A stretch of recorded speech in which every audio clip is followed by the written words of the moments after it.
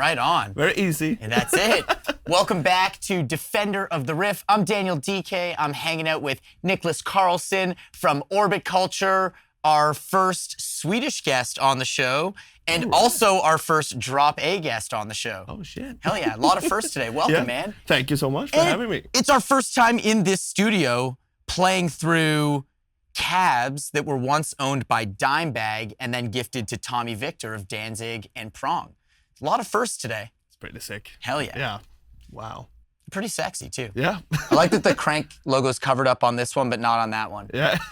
Anyways, let's get down to it. Appreciate you for joining me for the show. Just two dudes hanging out with two guitars and talking about the shit that matters. Yes. You and I have never hung out before. Would love to get to know you and kind of your musical origin story.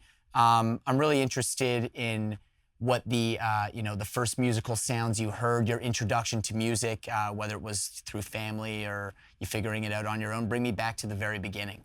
I think I was around 7, maybe slightly younger, but we had this Swedish TV show called Sikta mot stjärnorna, where like small, young kids dressed up and did like playback songs of like artists, and I remember there were some kids who did a Kiss song, and they like in full makeup and everything, and that was like, holy shit, that was so cool. And then I asked my mom, like, can you get me one of those Kiss CDs? And I got one for my birthday, and yeah, that was the start of it. Okay, we got to stop right out the gate. You're speaking my language. Kiss is my favorite band ever. Awesome. What Kiss record was it? I think it was the Greatest Hits. Ooh. When they're like in the letters, the black one. It's my first one too. That's the one. Yeah, that was the era, right? Awesome. Yeah, the black cover with the silver. Yeah, and they're all in it. The live shots. Yeah. Fucking sick. Dude, that one was great. Yes. So what were the songs that kind of stuck out on that as a kid hearing it? Detroit Rock City.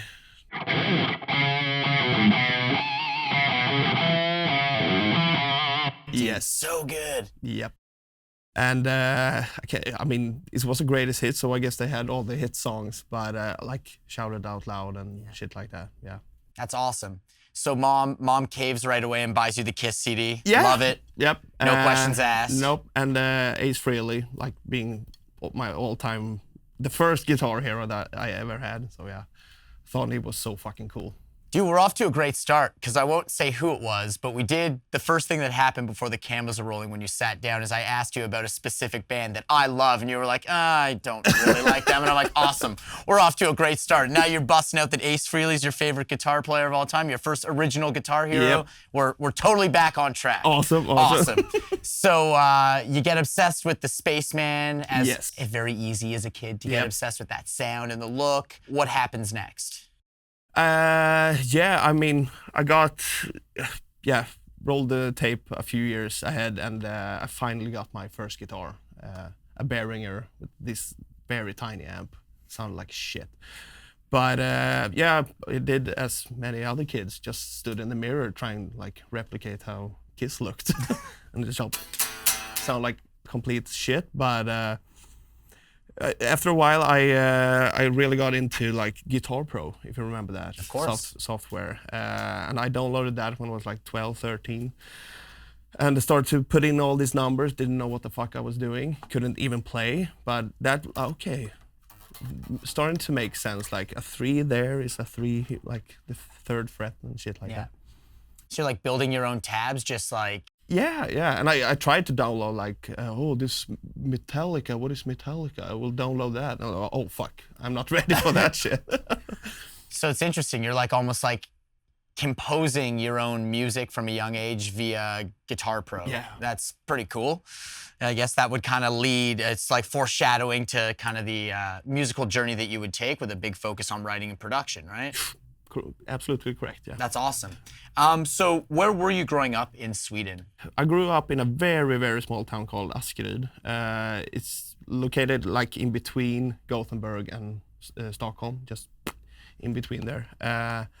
But, very small town. But I went to school in a slightly bigger town, but not many were doing music until I started high school. That's where everybody started doing music and having bands and shit. Yeah.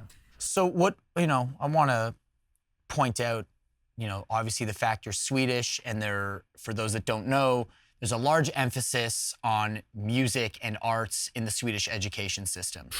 It's a very, very cool thing that I've always found unique to Sweden, and perhaps that's why from, our death metal heroes to our pop music heroes, a lot of the best songwriting is out of Sweden. Can you kind of break down for me what it is that the Swedish education system emphasizes about music, and for people who aren't familiar with how that all exists and how it plays into your life?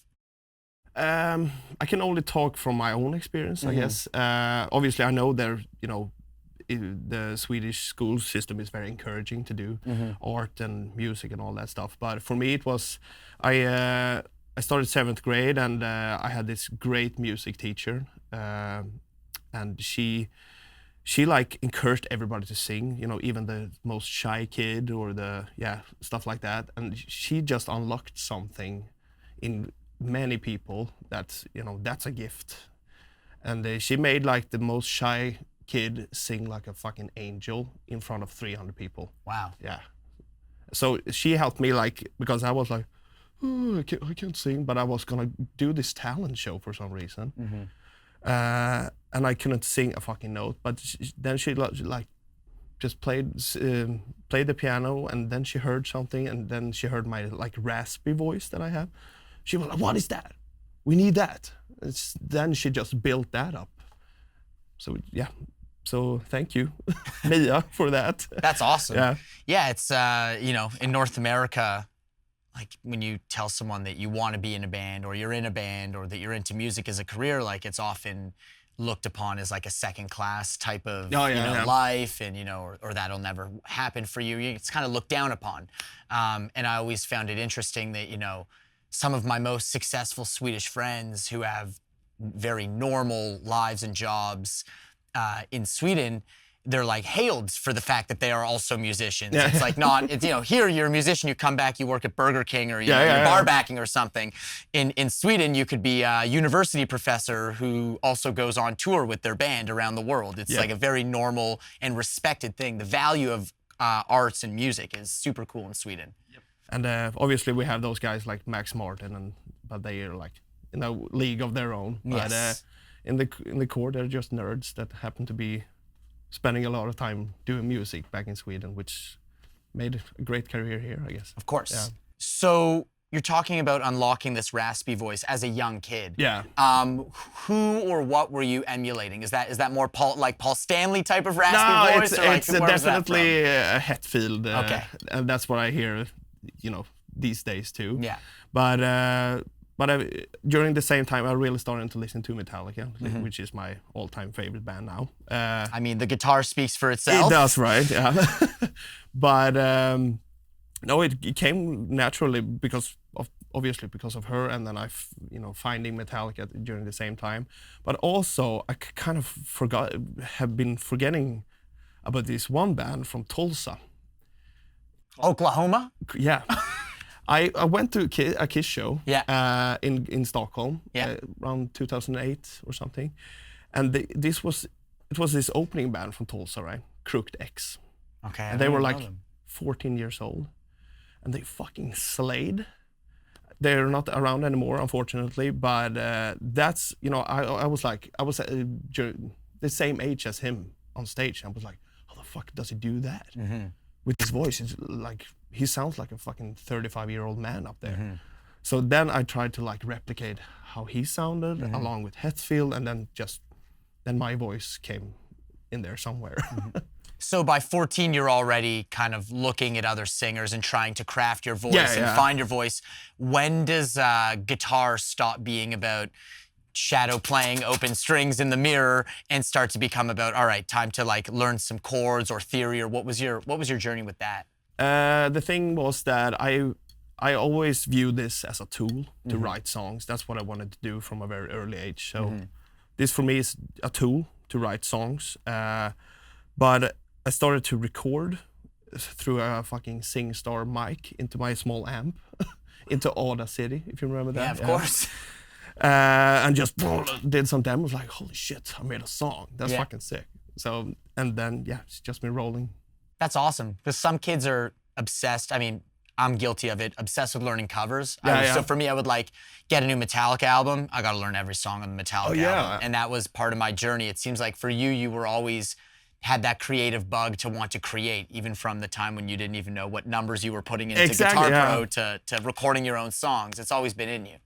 I think so. And I have so much respect for people like you who learn, but I mean, I'm not that good of a guitar player. I like to write songs. Like that's my main goal, and I've accepted that. Like I will never be able to like sweep and shit, but if I can write a good song, that's good enough for me.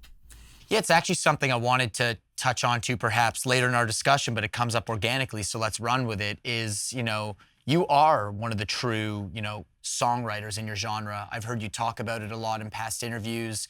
How, you know, your writing style is less about, you know, the flash and the sizzle and more about, you know, does this serve the overall purpose of the song? And I've also heard you say that you write for yourself first and foremost. You have to be your biggest critic, of course. Yeah, I hate it. No, but it's yeah, definitely. And I feel very comfortable in having that spot. I mean, there are people on YouTube that just look like can shred for days, and I'm like, it's interesting as fuck, but it's not for me. Yeah. So, you know, in terms of songwriting, what, you know, who are your biggest influences from the writers? We can all stand here all day and say that James Hetfield is our favorite vocalist and, you know, favorite rhythm guitar player and all that, but I'm sure as someone who got into production and songwriting as much as you, that you've got some, you know, heroes with a little more writing pedigree to their name. You know, people from the Hans Zimmers of the world, if you will. Yep. Who are some of your, you know, writing idols? I mean, we started obviously as very metal in the beginning. So right out the bat, I was one of those guys who didn't like growling at first. Like I was like, I can't hear what the fuck they're saying. But then I got into Parkway Drive, which has very easy riffs, but they have the songs, right? Even from an early stage. And then obviously Gojira came into the picture, so Joe, like, and Mario, Brothers, man. Yeah, I mean, how they write those songs is fucking incredible. Yeah. But then my real game changer came when I followed this guy on SoundCloud called Buster Odolm from Humanity's Last Breath. And his mixes was so fucking big, like you know, I've never heard anything like it before. So I wrote to another friend who knew him, like, how does he do that? Can you like extract some information? But then I got so involved with the production side, so the guitar was always secondary. But I always wanted to have that sound with my songs, with my guitar, like, so yeah, bits and pieces here and there that, yeah, evolved into Orbiculture, I guess. It's so cool how into the extracting different sounds of production you are. You know, a lot of guys will sit here and be like, well, I want the riff to sound like that, and I want this bit of that lead, and I want maybe that kick drum sound. And there's usually a lot of emphasis on different instrument parts, but you're totally in the mindset of the production has to be where it is, and you hear it in your music. The spatial elements of your music, like all the work that you do in post, is so obvious. Like, if you guys don't already know, Orbiculture is best enjoyed with a really nice pair of headphones or very expensive monitors in front of you. The spatial, the panning, the use of effects, and everything you do in post is just as impressive as the songwriting itself. Thank you. I think since I write pretty easy songs, I have to have that element of production too to make it really stand out. So I think, not to call anyone else out for their songs being easy and putting an emphasis on production, but you brought up Gojira. I find that a lot of their music, when you break it down to the riffing and the writing, on the simpler side, but the real magic comes from the tones and the production and the way it's all constructed. Definitely. It's a similar type of vibe where you can take something simple, but if you present it in the right way, it can be mind-blowing. Yes, and that's what I feel Gojira does so well. Like they, as you said, tend to be on the simpler side, not with the drumming, of course. No, dude, he's insane. But the riffs are like, they're so good, and it just doesn't need to be anything more. But the details in the amps and everything, yeah. Could you give me maybe an example of a simpler riff that you've written that's been on one of your records that, when stripped down to just basic sitting here with guitars, sounds very simple? Absolutely. But we could put it side by side with what it sounds like on the record, and it takes on a whole different form. Yeah, show me something like that. This is as Kungen from Avatar called this riff. It's a bonde riff. It's a farmer's riff, I guess. So it's very like rednecky, but cool. Yeah, it works like it. So this is from a song called Vultures of North, and it just pummels the full song with this shit.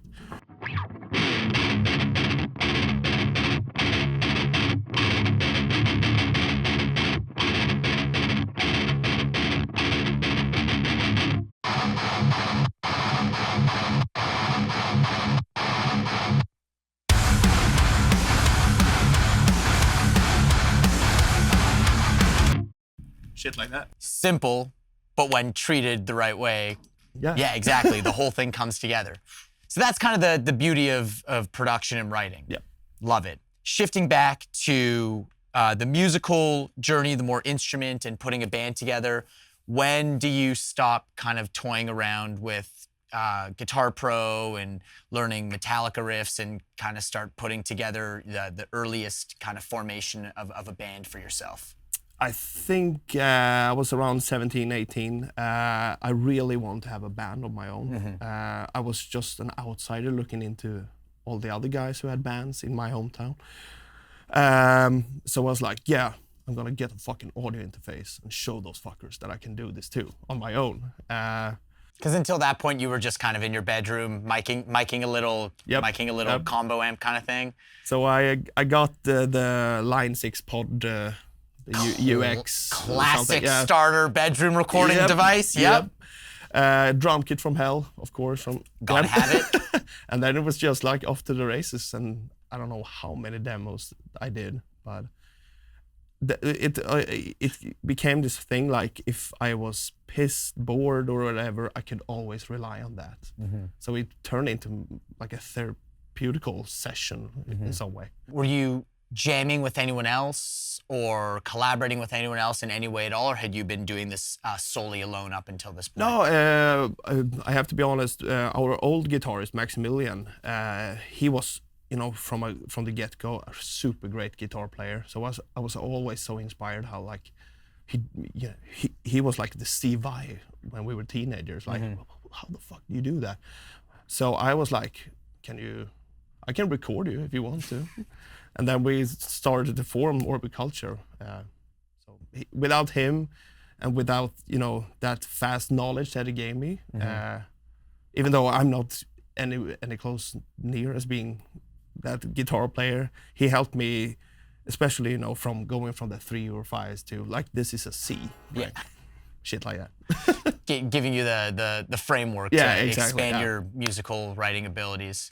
How long would you say that you were kind of toying around with the idea and the sound and collaborating with Max before it kind of became that original demo that you guys put out? Like, how many drafts of these songs and how many different sounds were there? Was it quite focused on what Orbit Culture would be from the beginning, or did you go through a lot of different ideas and phases? I think we just, from the start, which is the same idea now, is that we were kind of tired of all gent and metalcore and stuff. Like, where is the Lamb of God? Yeah. Sounds. So we just wanted to keep it. Yeah, riffs. Like easy riff, like fucking metal, just pure metal. That's what we wanted to do. And up until this day, I know people call us melodic death metal, and obviously there are influences in there, but yeah, we're metal. That's our goal. Yeah, I wanted to ask, how do you feel about genre tags as a whole? When people talk about your band, they'll use words, as you say, melodic, they'll say death metal, they'll say groove metal. You'll hear people call it tech or progressive in some of the elements. You get a lot of buzzwords thrown at you because of how vast your influences clearly are. What do you really feel? Are you one of those guys who's just like, fuck all that, we're metal? Or do you enjoy kind of hearing people dissect it and make it their own kind of genre tag? I can respect it, especially for newer fans starting to listen to metal. It can be a fucking jungle. But if you fall for, like, let's say, Thal or gent, like, it's cool. Sure. But for me, it's always been metal. like the metal as a whole. I don't know how to explain, but I feel it doesn't bother me at all. Like if you want to call it cow shit core, you can do that. But for me, it's just metal. Yeah. So would you say that you always knew you wanted to be in a band from that original like aha moment, seeing little kids Kiss, perform yes. as Kiss? Yes, yeah. Like, is it from that moment you knew that was the end goal? Yep, it was either that or like trying to get into the horror movie business, like Doing scores? I don't know, not so much of the music. I was like, I did a lot of like horror movies with my webcam and shit. Like awesome. ketchup all over the place, just blood and shit. Yeah. So you could have been doing practical effects, or you could have been making records. Yeah. So it's either of those. Yeah. I mean, I noticed you're wearing a horror shirt today. Yeah, that's. I mean, horror and metal do go hand in hand. It does really. Yeah. You do have some spooky parts in some of your orbit culture. Some of the synth stuff and some of the sample sounding stuff is a little spooky. Yep. So you do get to sneak that stuff in there. I see that. I do all That's the time. awesome. That's awesome. So you start demoing and getting the band together. How fast until you like put together a lineup and start jamming these songs you've been writing in your bedroom with humans? That's it went pretty fast. I think 2013 was the year that we released the first set of songs called Odyssey, and we were like, we're gonna fucking take over the world, and we were like, and then we released it, and we're like, nothing happened, like many bands do, I guess. But then the years went by, and we played like a handful of shows in 5 years. So, but I was always at home recording new stuff. But then some of the guys dropped off, and Richard and Frederick on guitar and bass jumped on, and we were like, we should take this really seriously. And ever since that day, it's been baby steps, but it's going in the right direction for sure. Yeah, it's actually very interesting, the orbit culture kind of journey, the story of success, if you will. A lot of bands have a similar story where they form in the garage, they write songs together, they play 1 million local shows, and they do like a lot of regional touring, and that's how they build their name and build their name. It's quite a bit of the opposite with you. I think there was a massive lack of live performance, and any of the notoriety that was built was kind of built through YouTube or streaming and stuff like that. It's not the typical way it goes. And that was very scary. I'm not gonna lie. Like, we built up a pretty solid fan base online, but if we could not deliver, we would be fucked, basically. So we took those 2 years of COVID just rehearsing, recording new stuff, rehearsing. So we would be ready when the world was ready. And I think ever since we, took that stage at Sweden Rock in 2022, which is like basically 10 years after we founded the band, everything has been going like a fucking roller coaster. Right. Yeah. Isn't it ironic when people talk about your band and say like a new hype band, orbit culture? Like, dude, I've been doing this for 11 years, man. Hey, they say it's the rule of 10. If you stick with something for 10 years, you will see the success. It doesn't happen overnight. It does not. Certainly does not. Contrary to popular belief, Yep. None of these new artists are actually new. Hate to break it to you, everybody. They've all been working on their craft for a long time, and that's why they are where they are. So it kind of builds up online in this abnormal way, which is super cool. Was there a difficulty when it came time to play shows and do your first tour in 2019? Was there any difficulty translating these songs that you had written with so many production elements and so many like post elements, if you will? Was there a difficulty translating that into a live performance, kind of not only spatially and the dynamics of it, but also just you having to play and sing at the same time, something I'm sure you had barely done at that point? Yeah, that's one of the things that I'm still struggling with, to be honest. No, but we are a very, the sound must be right. The front of house guy must do a good job, unfortunately.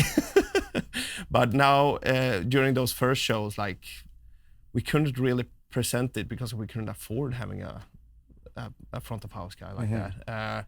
Because we are very, as you said, like very post effect heavy. But now, finally, we can afford having a front of house guys that understand our production. Like we still tend to keep it very basic, like some screams here and there, a big backdrop, and then we're off to the races, right? But especially on this tour that we're doing now, when we have a great sound guy, it really you can see in the audience eyes that like this is how it should sound. Mm-hmm. Yeah, because I imagine, you know, in doing your earliest, smallest gigs, there was never a time where you could just stand up there as dudes with guitars and just do it. You always had to have the Pro Tools rig running to properly present all the extra effects that really make the band what it is, right? All that work you put into it. The problem that we did 2 grand of a songs with the size we were. Like, fuck, our songs are too good, man. They're too. Their songwriting's too ahead. The soundscapes were like too big. Right. They should be blasting through a big PA.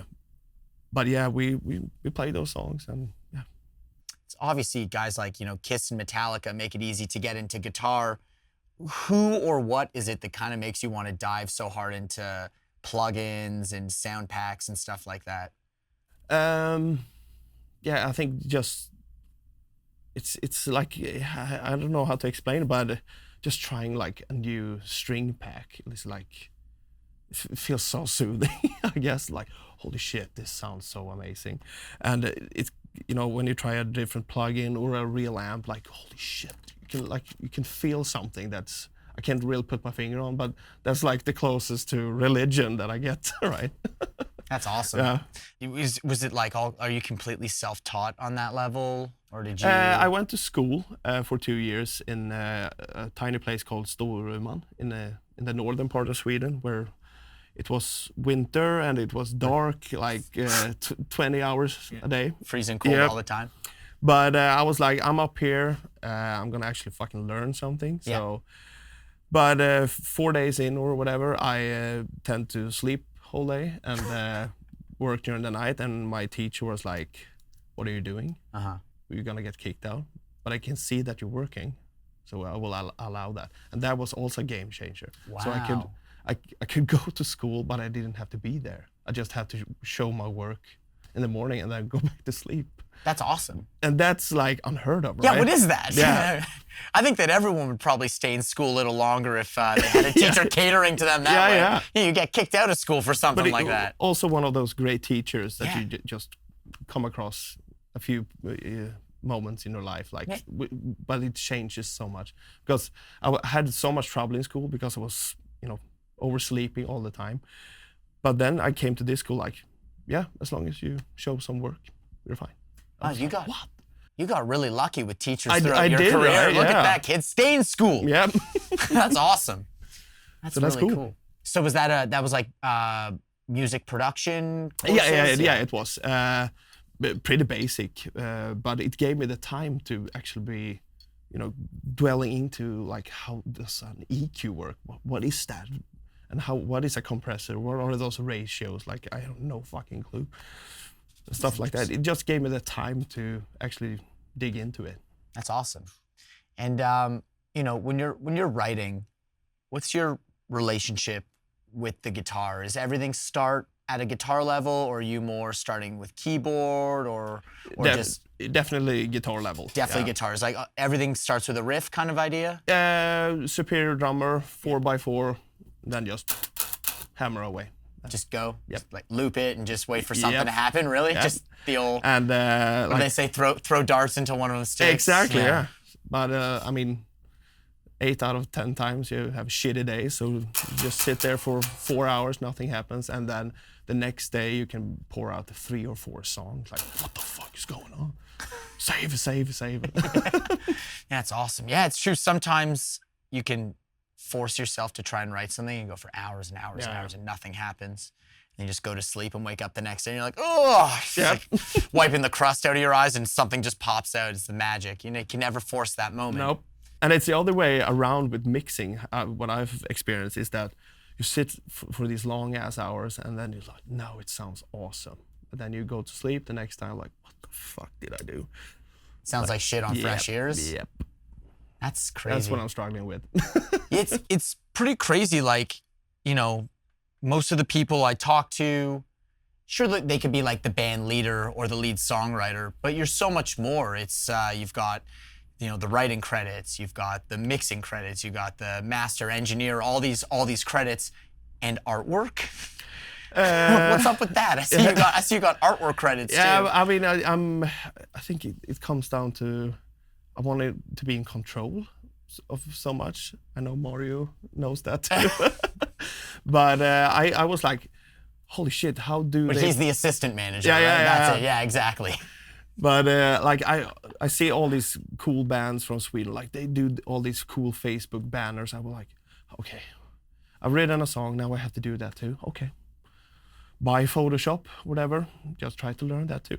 So that's how it works. Wow, you really just want to get your hands messy with every element of it, right? Yeah, it's negative and positive, I would say. That's awesome. I feel like I want to get you to play some more guitar for me. We got you playing through this amp that is not your normal rig, and I'll just pull the veil back a little for people watching.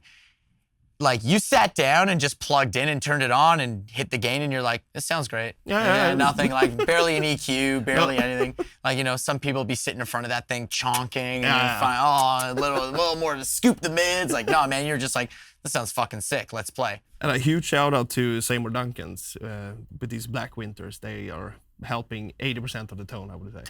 So. Yeah, they're super high output Yeah. pickups, those. I have them in, I have the SD2, the USB, and it's got the Black Winter in there. It's like super high Fast. output. Yeah, Like that. awesome sounding pickup. But yeah, I want to give you an opportunity. We're talking about, you know, all this writing and spatial and production stuff. I want you to, you know, play me either something you're working on or something that you love to play. I just want to get more of a sense of you as a player. Throw down some riffing for me. I won't ask you to play cover riffs because you said you don't like learning covers and shit. I barely know Enter Sandman. That's crazy. What is it like?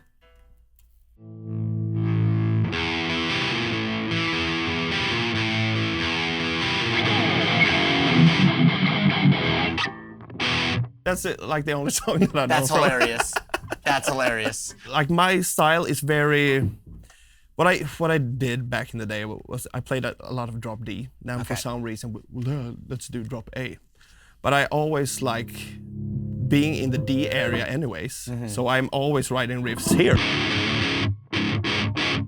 And so a lot of our riffs are based around this, and it's very static things. Like we have a song called Red Fog, which it goes like this.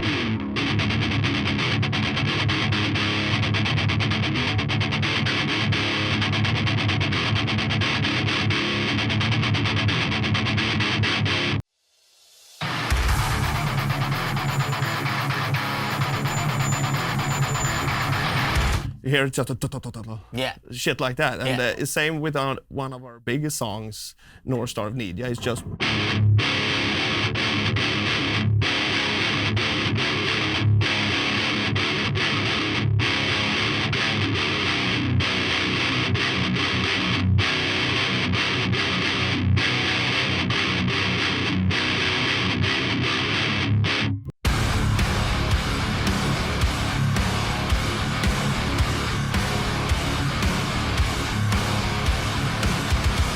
So it's very dumb riffs, but it works.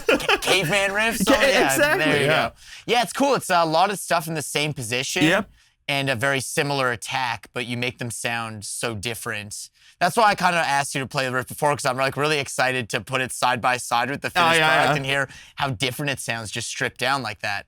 But yeah, it's a very, that aggressive percussive attack in the same position is very cool. I like the tension, like from this fret for some reason with this string gauge. It's just feels like that you're playing an open E on a standard tuning. Like it just feels good. What string gauge are you using? 12 to 68. 68. Yeah. I guess for the drop A you got to go way thicker. And obviously we could do longer scales and shit, but I've always been used to this scale, so bump up the string gauge a bit and you're pretty much fine. And the Evertune helps very much. I mean, it's literally you can put that guitar in the shower and it'll still stay in tune. Like much. the Evertunes are crazy, man. Almost to the point where it's like unnatural. Like you can set it to the mode where you can bend the string and the pitch doesn't change. Like that shit's mind blowing. That's some serious technology in that bridge. It is. crazy engineering. Yeah, for it's sure. crazy. Yeah, I have one guitar with an Evertune, and I was like, this is way beyond. I went to go change the strings. I'm like, I don't even know what's going on here, man. This is crazy. Did you ever play 7 strings for these tunings? I tried, but I feel like my hand is too small. But I guess you get used to it. But I tried it for a bunch of years. I think I recorded 1 or 2 albums with a 7-string. But then I got this Epiphone Explorer, because Hetfield, white one, yeah. And I stuck with that, and then did play solo guitars for a bunch of years. Ola's company, yeah, he's a great dude. But then obviously ESP came, and we were like, holy shit, we have to do it now. They're the best guitars. I mean, there's a reason that we both use them, and a lot of our heroes use them. The engineering on them is incredible. Yeah, the builds are insane, especially this new one that I got. This is a really nice one. Yeah. Unfortunately, already some road bash, but... There's nothing wrong with that, no, it's a guitar. It's meant to be played. Yeah, give some character to it. Yeah, you're not a lawyer with a guitar sitting up on the wall that never gets played. No. You know what I mean? Exactly. This is a guitar that's meant to be enjoyed, and that's the way to do it. Definitely. Hell yeah. It looks like... So did you add the Evertune? It looks like it had a locking nut it was up a there. Floyd Rose before. I can see that. And I don't know the real history. I don't know if I'm allowed to say anything about it, but it's a rare guitar, I will say that, which I got very lucky. Tony, just like, here you go. Tony Rosser from ESP, yeah. I saw the back of the headstock. I have an idea of its history. Yeah, I saw that. But then, sorry, Tony, but I need my Evertune, so I just... So you took out the Floyd. Yeah. Because you never use a Floyd? It's not for you? It's way beyond my expertise. No, it would be cool to have it, but yeah. Oh no, the Evertune's incredible. If you just want to stay in one tuning and you don't need to do any whammy bar shit or dive bombs, like that is... Yeah, man, because you could literally have a delayed flight before a festival, land at the festival, and have to pull your guitar out of the case and play, and it's perfectly in tune. I'll never forget, I did a show, like a show like this with Ben Weinman from Dillinger once. Yeah. And he had one of his guitars shipped from ESP. It was in Canada, across the border, in the middle of winter, like the worst conditions you could think of. And the guitar gets there, and it's in a cardboard box. And he's like, hey, open that, strum it, guarantee it's perfectly in tune. I'm like, dude, there's no way this thing's perfectly in tune. And it had the Evertune, and sure enough, perfectly in tune after all that exposure to the elements and, the pressure in the airplane, all that stuff. Like, those Evertunes are witchcraft. I mean, they're witchcraft. Game changer. It's, I mean, some stuff you want to do in the studio, like some small intricate bends, like, but for rhythm guitar playing, as you know, me being a rhythm guitar player myself, it's saved me so much headache. Yeah, both in studio and live. Yeah. I mean, how much time do people spend in the studio tuning guitars? Exactly, this is the way. This is the way. Take me through kind of like the rest of your rig. Obviously, you're rocking Evertunes, and Seymour Duncans, ESP guitars. What else is your weapons of choice? These last few years, since we joined ESP, basically, I've started to use a lot of snake bites, obviously. James. More James guitars. Yeah, and but it's I was like, when I tried it first, I'm like, holy shit, this is not only a James Hetfield signature, it fucking plays so well. So they did a great job in getting that. But a lot of snake bites, the white one, several black ones, even the camo one. And, they play so well. But the camo one, I don't want to bring out. I don't want to have that road bash. That's a lawyer guitar. Yeah, there you go. That's the showpiece for the office. It's true. Those look really cool. But a lot of snake bites. And when it comes to gear-wise, it's just plugins these days. Neural DSP all the way. But I might check into EVH. I'm hearing that Stealth is pretty fucking killer. The Stealth sounds amazing. Yeah. I think the 5153s are amazing too. That's what I've been using. The EL34 one especially. It's like, I say if Eddie was alive today, that's the amp he'd be playing. That 5153 with the EL34s, oh, dude, sick. Stupid good. Gonna check it out. Yeah. What's the deal with using plugins. So you're not using a quad. You're like running straight plugins. Yep. And how does that work? We have the laptop with Cubase, all the plugins lined up. Going into the Apollo X8, that routing, and then it just gets sent out to our splitter and the front of house, and there we go. So all the changes, clean, delays, lead, and all that is automated in Cubase.